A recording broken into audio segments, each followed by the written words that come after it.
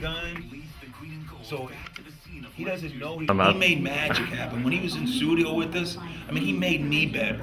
And that's hard when you have a team and you break up the team. You know, Tom Brady doesn't have Gronkowski. Who's Tom Brady? If Phillip Rivers don't have Antonio Gates, who's Phillip Rivers? You know, you gotta have your go-to guy. This is our go-to guy. Cody's the man, the myth, the legend. Congratulations, Cody, getting married, huh? Yes, When's the big day? When's the big day? May 30th. Cody, why don't you say hello? We're doing a special, say hello, Hello. Goes to man, there we go. We got the whole edit. We come in peace. All he gave me was hello. Comes in peace. Cody, it's always good to see you. Same here, love. Take care. Congrats, Cody. See, I do this in between breaks. I get in my 20 push-ups. See, people don't understand that. Given my age now, you got to continue to work. My son's 17. He thinks he can outwork me, so we're going to have a push-up contest this summer. So in between breaks, come in and do some push-ups. So every break you come out, get 20 to 40, sometimes 50, get those push-ups in. So we do in Fresno.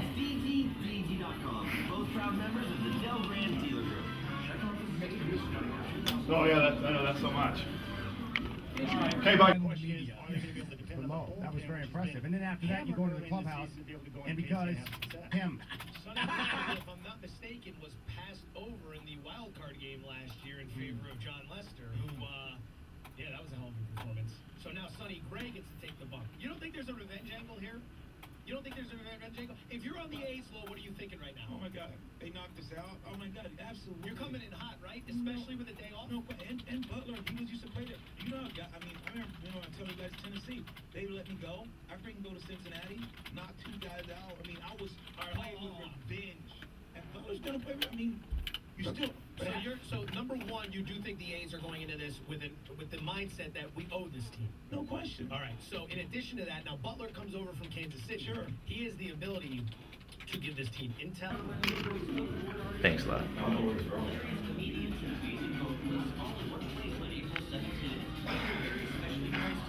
Yeah, between every break, get in 20.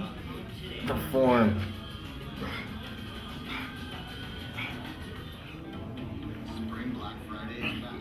That's what you got to do. Keep that body moving.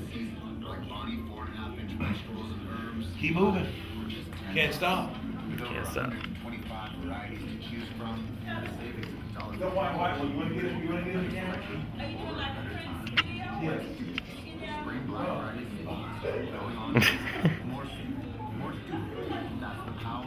And yeah, right now. So, how is it working with Lo? Oh, Lo is comedy. He's really one of the coolest guys you'll ever meet, but every day I just laugh with half the stuff he says on the air. So it's fun. He's a good guy, a lot of great knowledge, and really, really cool insight on the athlete's point of view whenever he comes in. And how would you describe him as a football player? As a football player, come on, he's a Hall of Famer. He should be a Hall of Famer. I can't wait till he's actually inducted, and hopefully I'm invited to that. Love it. Thank you so much. No problem. Perfect. Welcome back to Flight 95.7 with Chad Tilley, Joe Fortenbaugh, and Lorenzo Neal on 95.7 The Game. Yeah, Joe, you just mentioned Russell Westbrook. He's probably your MVP. With all those triple doubles, with Durant out, with Ibaka missing significant time, him putting that team on his back, he's probably your MVP. Yeah, he definitely put it on his back, but he's at home gonna watch these playoffs. Too bad. Enjoy the off season. Get the hell out of here. All right, our next guest is living the dream, and I quote, "The opportunity to go to the ballpark every day is like a dream come true." He's a former ESPN anchor, now the television voice of the Arizona Diamondbacks. Make sure you follow him on Twitter at BertDbacks. Steve Berthume is with us. Steve, good morning. It's great to have you on the show. Are you looking forward to getting a look at Mad Bum tonight coming off his poor performance against San Diego?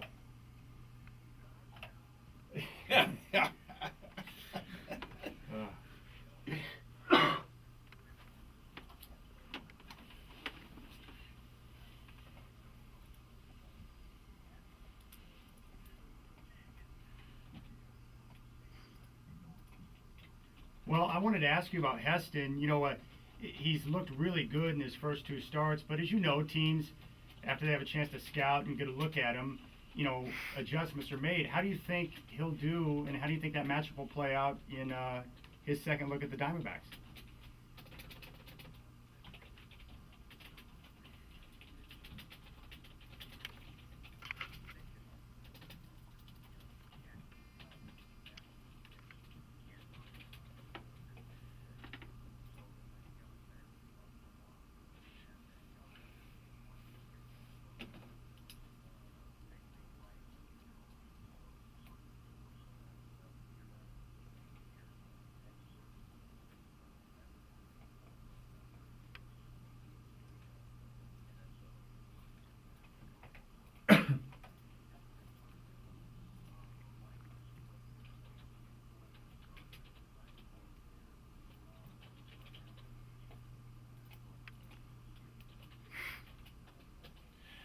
Steve, with the defending world champs struggling against Colorado, how much, incentive does that give you Diamondbacks to come into this place and try to win?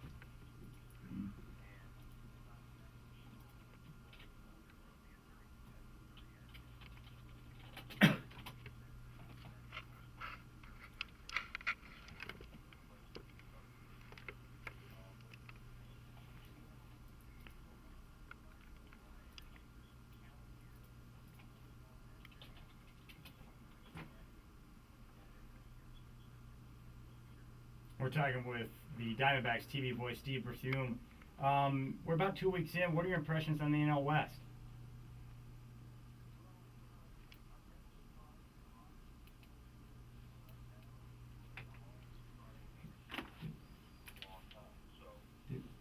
Did we ask about Yasmani Tomas? Yeah. And, Okay.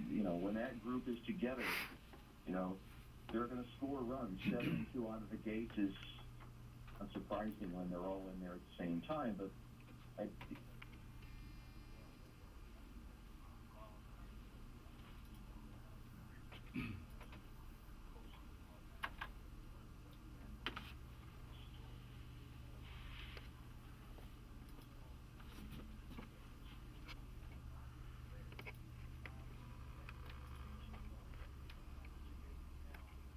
two surgeries and now he's back again.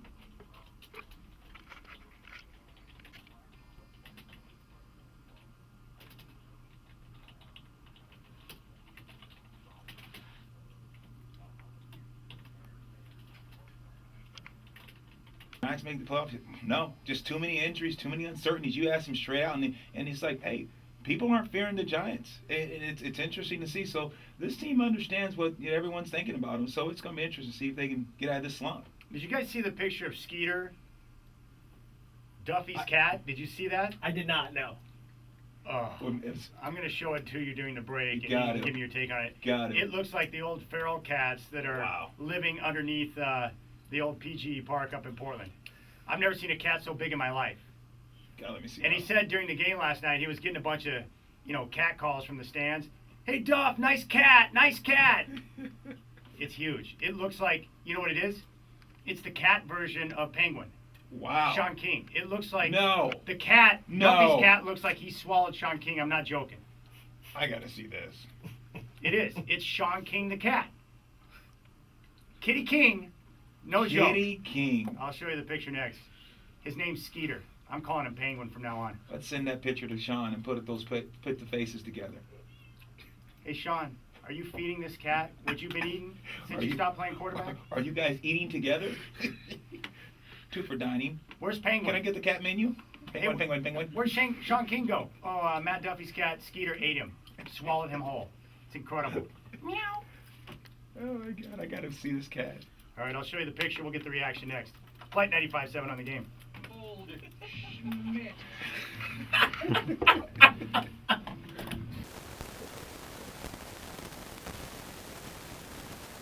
So, what would you have for breakfast today? You know what? Believe it or not, I had 3 tangerines this morning Oh, wow. and 3 cups of coffee. Yeah. So you must be feeling hyped up a little bit? You know, just ready to go get in bed, ready to take that nap. You know, get up early last night, kind of late. You know, you go watch the game. Game didn't go at 9, 10 o'clock at night. You know, got to get up early in the next morning. So it's like, all right, the listeners need to hear you. They want to hear low. They want to hear more low. And then the radio grind, I feel it. So I'm going to talk a little bit about your playing days. Sure. You played for a long time, I think it was 20 years collegiately and professionally. And I want to know, what was your biggest challenge that you had to overcome on your path? I think the biggest challenge is just knowing who you are, knowing you know what you do well. For me, it was a long journey. You know, going to Fresno State and being the guy, being the man touching the ball, you know, running the ball all the time, and being the guy with the headlines in the paper and all those different things. And getting drafted, you know, in the 4th round, thinking, okay, here we go and have another opportunity. And drafted the Saints, and I took the league by storm. You know, first game against Detroit, big game, over 100 yards. Second game, I'm leading the league in rushing, and just against the Atlanta Falcons, have a 74-yard run from scrimmage, and just thought I was on my way. Come out the second half, break my ankle, done for the year. And during that time, it was sobering. It was a time of, you know, when you tear your deltoid ligament, you get surgery, you get plates, screws in your ankle. You're like, wow, is this over? It's the first time in my career, you know, high school and college included, that I had surgery, a major surgery. And, you know, a guy who, you know, needs to be nimble, needs to be quick in order to be able to run the ball at a high level. So for me, it was about getting back. How do I get back? What is it going to take? Perseverance, tough work, dedication, and having that year off to be able to go through that process to say, man, can I come back? You know, and never really coming back. And it was tough. I mean, training camp, not being able to cut as more, not being able to, you know, make that move and get north and south, and just felt that I lost something, you know, because it was just the ankle wasn't what it used to be.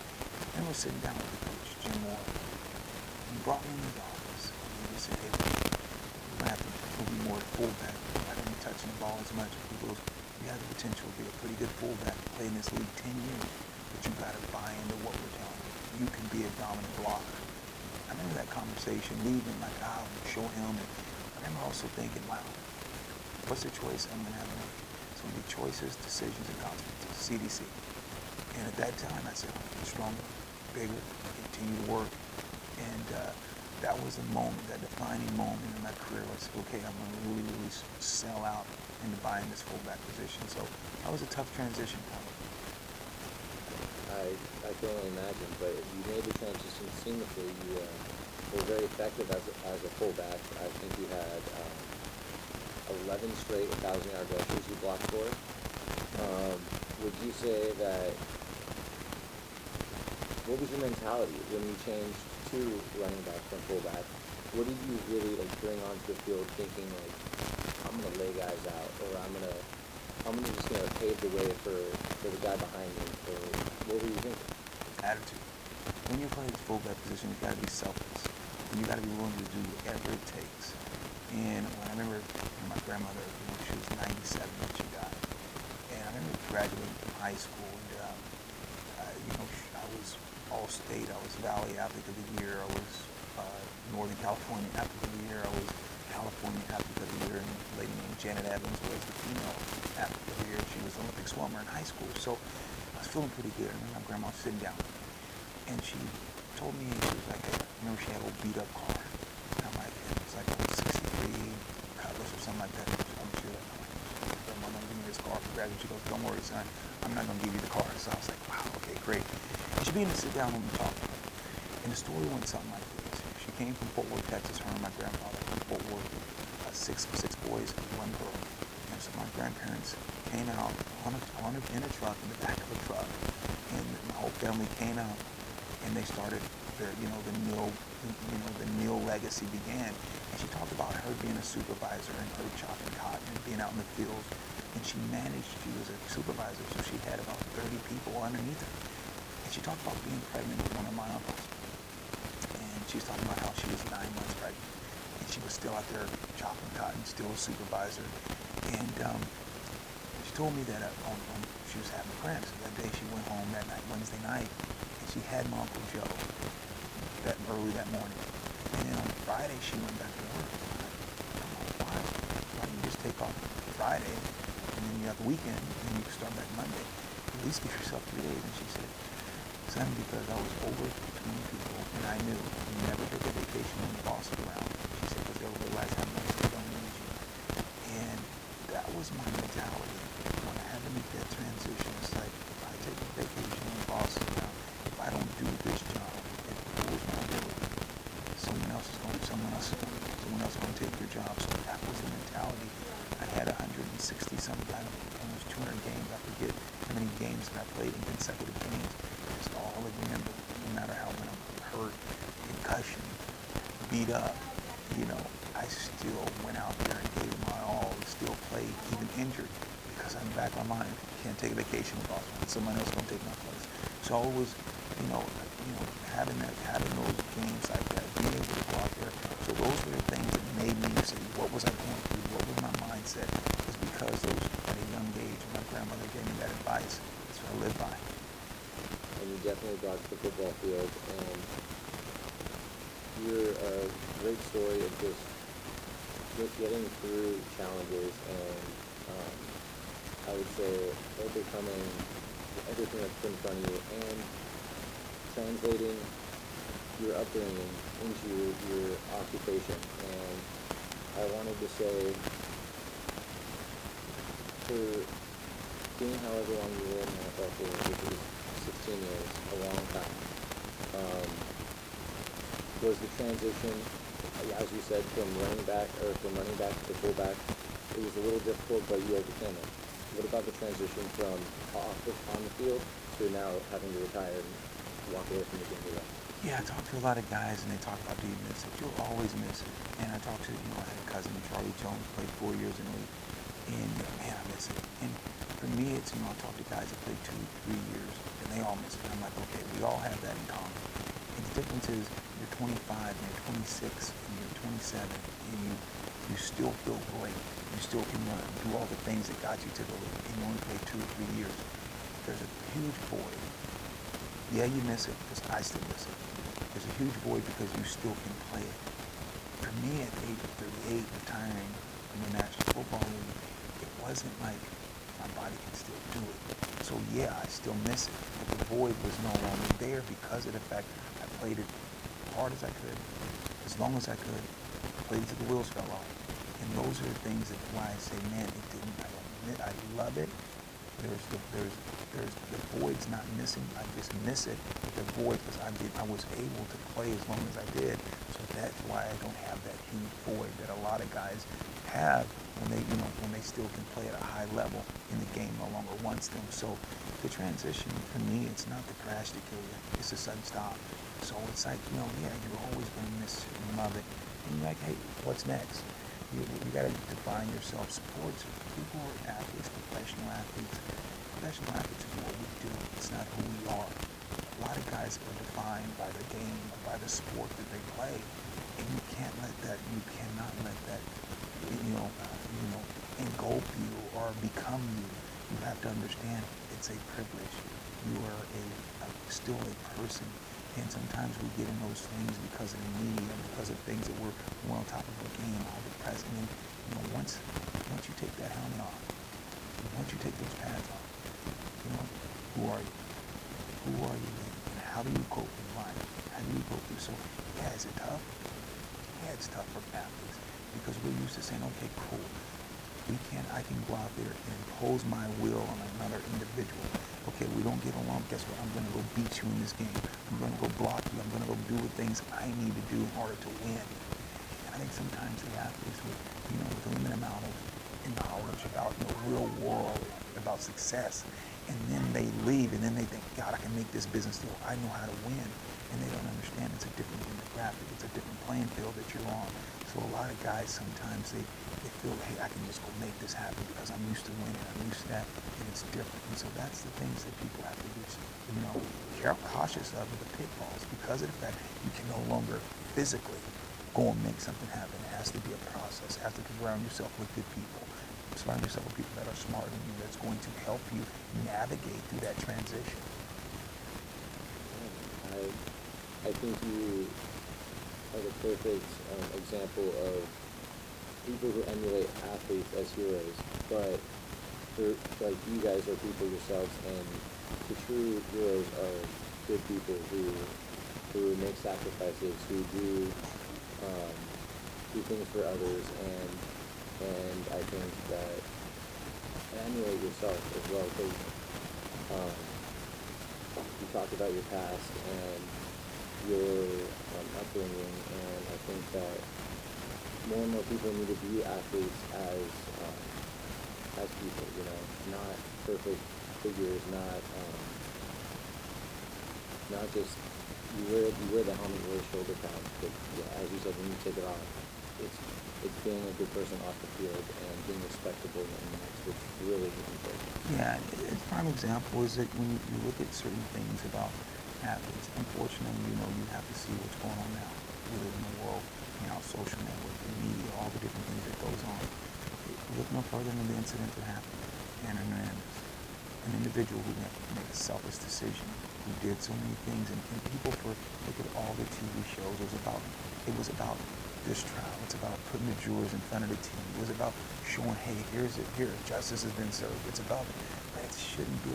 We live in a society that, okay, why are we giving this person who did a horrible act more than one time, why are we giving that type of attention to it? Let's talk about the cause and effect. Okay, that individual done it. So what about the people that he's affected their lives? This little girl now is not going to have a father, so now probably going to be in prison forever. So who is going to be that man figure showing him how to become a good father? He was a horrible father.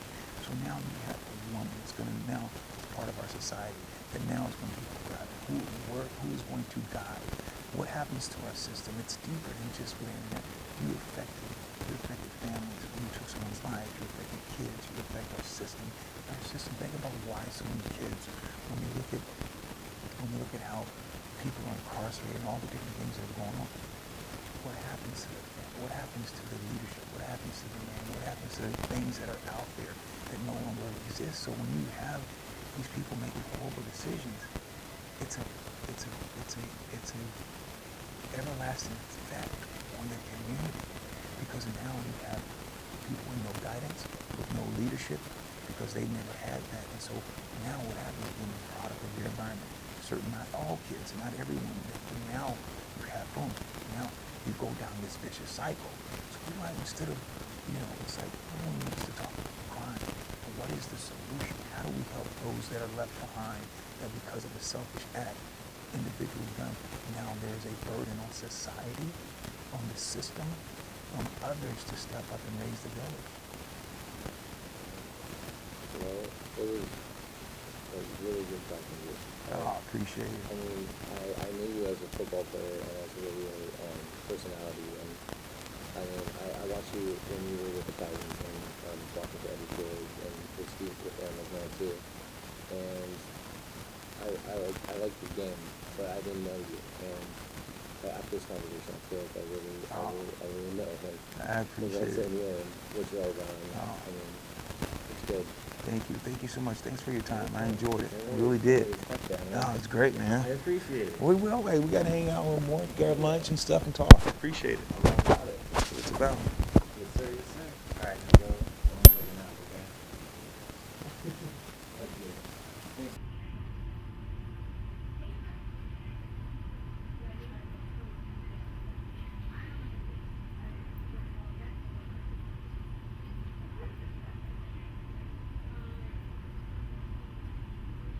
Even though he might not be able to knock out opposing linebackers anymore, Lowe still remains sharp in both mind and body.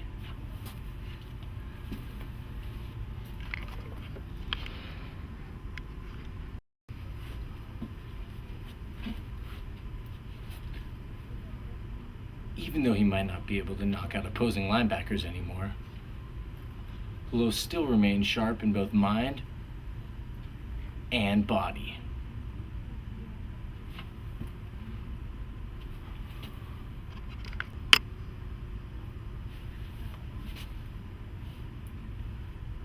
Even though he might not be able to knock out opposing linebackers anymore, Lowe still remains sharp in both mind and body.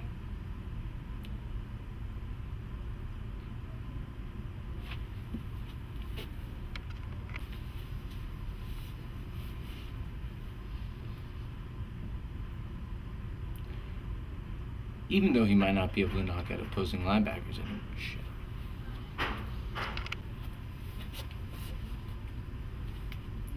Even though he might not be able to knock out opposing linebackers anymore, Lowe still keeps sharp in both mind and body. In San Francisco, Jacob Violante, Gator Sports Net.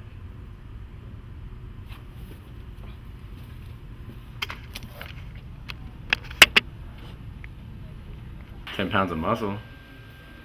So how many cameras are actually on you? I heard low. That's. All right. What's it like working with Lorenzo Neal? Honesty. It's great working with Lorenzo Neal. He's one of the greatest guys you could ever hope to meet. He's extremely hardworking.